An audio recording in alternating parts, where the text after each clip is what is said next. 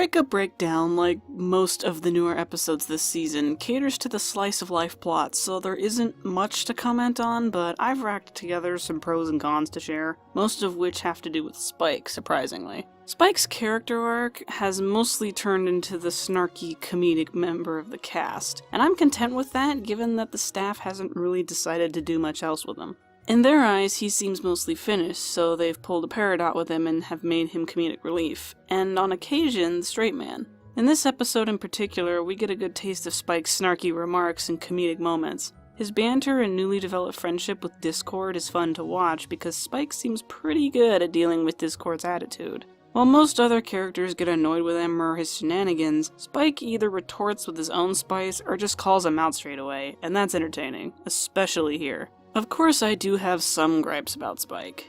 First off, that small deal he made with Discord about mowing his lawn for eternity with tweezers.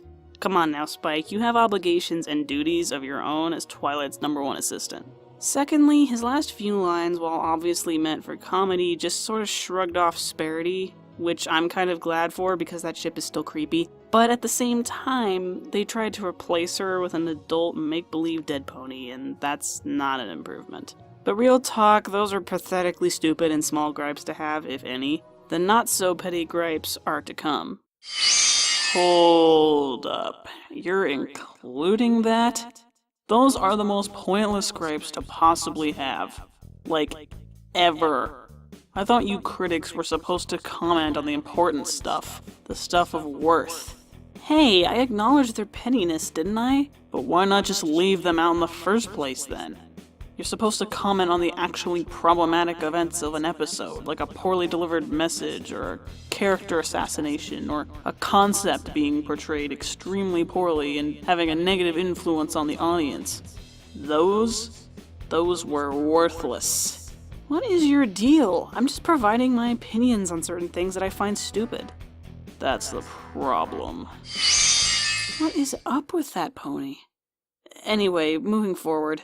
First and foremost, the side plot with the Crusaders was so pointless and so obviously filler it wasn't even funny. They served practically zero purpose for the overall plot, and if anything, it just seemed like an excuse to make the whole Sweetie Belle Sugar Belle joke. Side plots are nice when they relate to or connect with the main plot, but this one was just sort of thrown in there for the shits and giggles, and every time they cut to it, it threw the pacing off. Not to mention the whole idea of the thing gets derailed by Sweetie Belle because the Crusaders spend their time desperately trying to find Sweetie's secret admirer, only for her to go, "I just need my friends, whatever." I can see the writers attempting to cram in 2 lessons here, but it just didn't make the episode flow as good.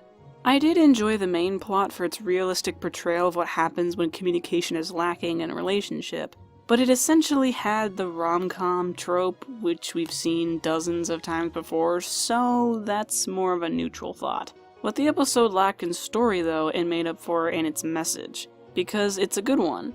Communication is extremely important to relationships of all kinds, and it is worlds above assuming. And I do like the idea of using Big Mac, a pony who claims words to hurt and get him in trouble, to portray such a message.